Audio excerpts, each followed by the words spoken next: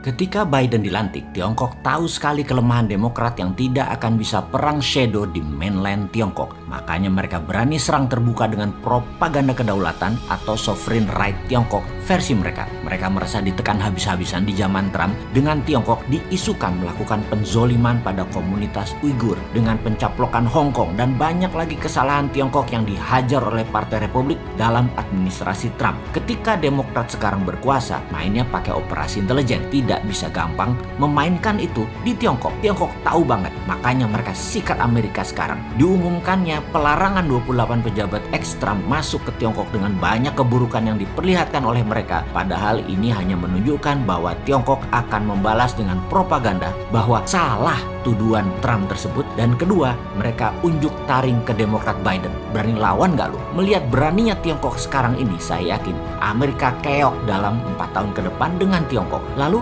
Indonesia bagaimana? Kita saat ini miring ke Tiongkok dalam hal menerima investasi Tiongkok di tanah air yang menyedot sumber daya alam mineral Indonesia. Secara akunting, emang negara untung? Ya enggak lah, mana buktinya? Lihat APBN tuh, ada nggak untungnya dari kehadiran Tiongkok di Indonesia yang menyedot sumber daya alam mineral tersebut? Mengapa? Gini loh dagangnya, saya urai ya. Urusan main mineral walaupun skala garasian lumayan lah. 25 tahun saya sudah berdagang hal seperti itu. Jadi kita melihat dari dua kacamata, sebagai penghasil mineral atau sebagai penjual mineral. Ini penting, karena kalau Anda sebagai penjual mineral, kadar kandungan mineral Anda harus tinggi supaya dijual dengan harga tinggi. Yang kedua, yang geblek adalah harga internasional yang kita anut. Ingat, kata geblek akan saya ulang-ulangi ke depan ya, biar seru gitu loh. Di sisi lain, sekarang Anda adalah pembeli mineral. Benar, Anda ingin kandungan mineralnya besar, namun Anda ingin beli dengan harga kandungan mineralnya kecil. Paham? Belum paham? Saya lanjut ya. Begini misalnya, kandungan nikel, Anda penjual nikel ore atau mentahan atau masih dari alam, belum diproses, katakanlah dari tanah kandungan Anda per ton ada 500 gram nikel. Ini hanya contoh ya, for the sake of discussion ya. Maka sebagai pembeli Anda ingin kandungan nikelnya besar, betul ya? Namun itu bukan mental pedagang. Pedagang akan bilang, kita tes ya kandungannya. Nah, alat tes tadi yang ada di seluruh lab komersial dunia itu rendah sensitivitasnya. Jadi dibacanya paling 400 gram nikel, padahal bisa 700 gram aslinya nanti setelah diproses. Ini kita tahu banget. Jadi pinternya semua itu dimainkan di alat dan disertifikasi.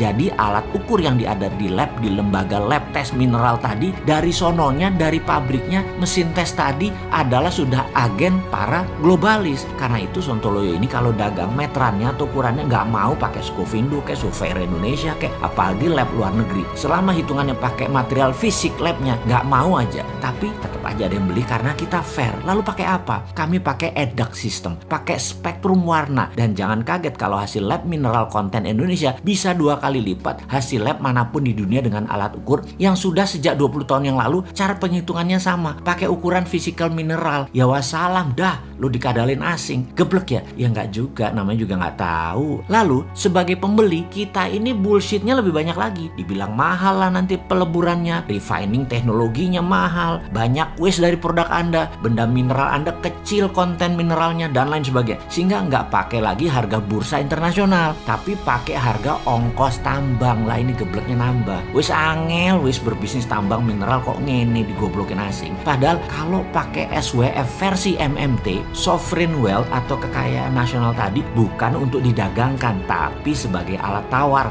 atau sebagai underlying cetak uang.